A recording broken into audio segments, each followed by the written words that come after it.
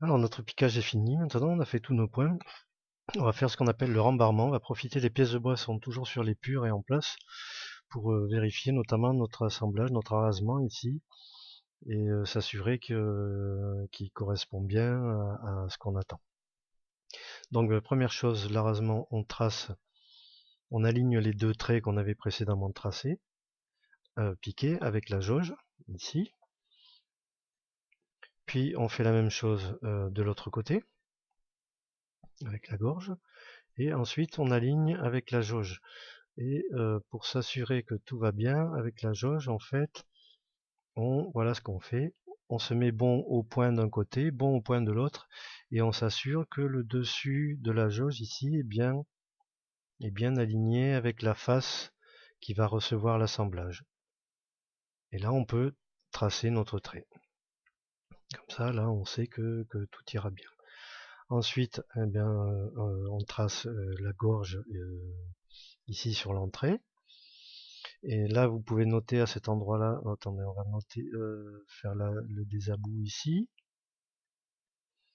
sur l'arba, et le désabou sur l'entrée. Et ici, on va noter que on a une mortaise.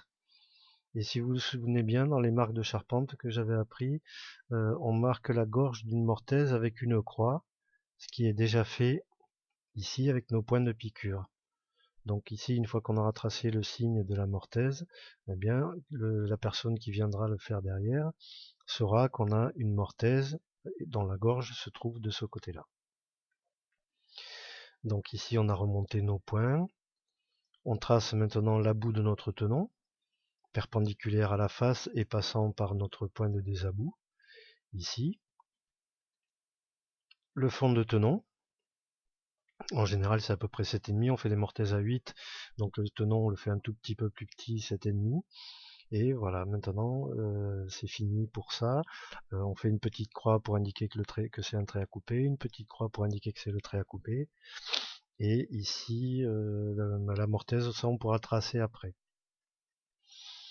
Mais à ce niveau-là, notre assemblage est fini de piquer. Donc on a vu dans cette méthode toutes les étapes qu'il faut suivre pour piquer un assemblage. Alors il est bien évident que on reste là sur de la théorie. Il vaut mieux faire ça en pratique et commencer surtout avec des bois d'équerre, comme j'ai fait là. Hein, vous avez vu qu'il n'y a pas toutes les faces sont bien verticales. Dans un prochain cours, j'expliquerai comment on fait quand on a des bois avec du flash ou des bois arrondis ou dont les faces ne sont pas bien équarries avec un angle ici. À ce moment-là, on a des techniques un peu particulières pour pouvoir relever les points d'emplacement et tailler les assemblages en conséquence.